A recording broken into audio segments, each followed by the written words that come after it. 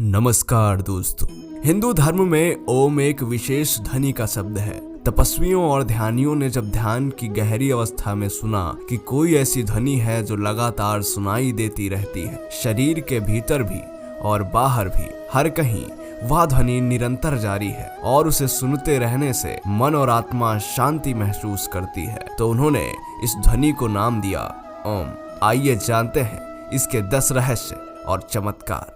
पहला रहस्य है अनाहत नाद। इस ध्वनि को अनाहत कहते हैं। अनाहत अर्थात जो किसी आहट या टकराहट से पैदा नहीं होती बल्कि स्वयंभू है, इसे ही नाद कहा गया है। ओम की ध्वनि एक शाश्वत ध्वनि है जिससे ब्रह्मांड का जन्म हुआ है।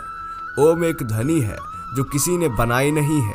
यह वह ध्वनि है जो पूरे कण में, पूरे अंतरिक्ष में हो रही है और मनुष्य के भीतर भी यह ध्वनि जारी है। सूर्य सहित ब्रह्मांड के प्रत्येक ग्रह से यह ध्वनि बाहर निकल रही है। दूसरा रहस्य है ब्रह्मांड का जन्मदाता। शिव पुराण यह मानता है कि नाद और बिंदु के मिलन से ब्रह्मांड की उत्पत्ति हुई। नाद अर्थात ध्वनि और बिंदु अर्थात शुद्ध प्रकाश।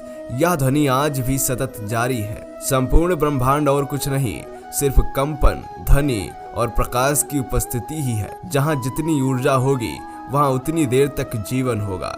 यह जो सूर्य हमें दिखाई दे रहा है, एक दिन इसकी भी ऊर्जा खत्म होने वाली है। धीरे धीरे सब कुछ विलीन हो जाने वाला है, बस नाद और ध्वनि ही बचेगा। अब आते हैं तीसरे नंबर पर, और वह है ओम शब्द का अर्थ। ओम शब्द 3 ध्वनियों से बना हुआ है, अ, उ और मा। इन तीनों ध्वनियों का अर्थ उपनिषद में भी आता है। अ मतलब अकार, उ मतलब ओंकार और मा मतलब मकार। आ ब्रह्मा का वाचक है जिसके उच्चारण द्वारा हृदय में उसका त्याग होता है।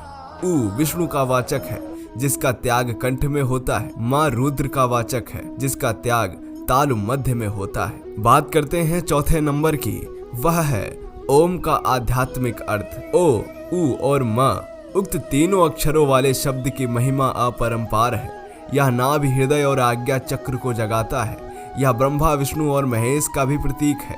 यह भूलोक, भुवह लोक और स्वर्ग लोक का भी प्रतीक है। ओमकार ध्वनि के 100 से भी अधिक अर्थ दिए गए हैं। 5वें नंबर की बात करते हैं मित्रों, वह है मोक्ष का साधन। ओम ही है एकमात्र ऐसा प्रणव मंत्र जो आपको अनाहत या मोक्ष की ओर ले जाता है। धर्म शास्त्रों के अनुसार मूल मंत्र या जप तो ओम ही है। आते हैं 6ठे नंबर पर, वह है प्रणव की महत्ता। शिव पुराण में प्रणव के अलग अलग अर्थ बताए गए हैं। प्र यानी प्रपंच, ड़ यानी नहीं और वाह यानी तुम। इसके सरल शब्दों में बात करें तो हर भक्त को शक्ति देकर जन्म मरण के बंधन से मुक्त कराने वाला ही प्रणव है। 7वां रहस्य है और वह है स्वतः ही उत्पन्न होने वाला ओम का जाप। ओम के उच्चारण का अभ्यास करते करते एक समय ऐसा आता है जबकि उच्चारण करने की आवश्यकता ही नहीं होती। आप सिर्फ आंखों और कानों को बंद करके भीतर उसे सुने और ध्वनि सुनाई देने लगेगी। भीतर प्रारंभ में वह बहुत ही सूक्ष्म सुनाई देगी, फिर बढ़ती जाएगी। साधु संत कहते हैं यह ध्वनि प्रारंभ में झिंगुर की आवाज जैसी सुनाई देगी, फिर धीरे धीरे जैसे बीन बज रही हो, फिर यह ध्वनि शंख जैसी हो जाएगी, अंत में यह शुद्ध ब्रह्मांडीय ध्वनि हो जाएगी। 8वें रहस्य की बात करते हैं मित्रों। इस मंत्र के लगातार जप करने से शरीर और मन को एकाग्र करने में मदद मिलती है। दिल की धड़कन और रक्त संचार व्यवस्थित होता है। इससे शारीरिक रोग के साथ ही मानसिक बीमारियां दूर हो जाती हैं, काम करने की शक्ति बढ़ जाती है।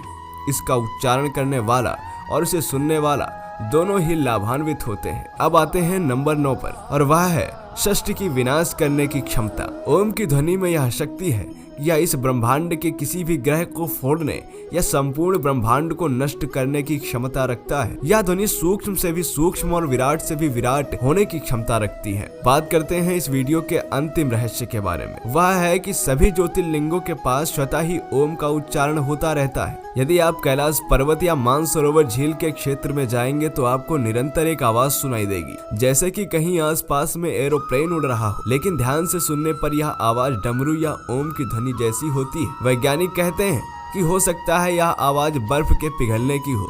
यह भी हो सकता है कि प्रकाश और ध्वनि के बीच इस तरह का समागम होता है कि यहाँ से ओम की ध्वनि सुनाई देती है। तो दोस्तों, आपका इस वीडियो के विषय में क्या विचार है, कमेंट करके बताएं। मिलते हैं आपसे अगले वीडियो में, तब तक के लिए जय हिंद, जय भारत, वंदे मातरम।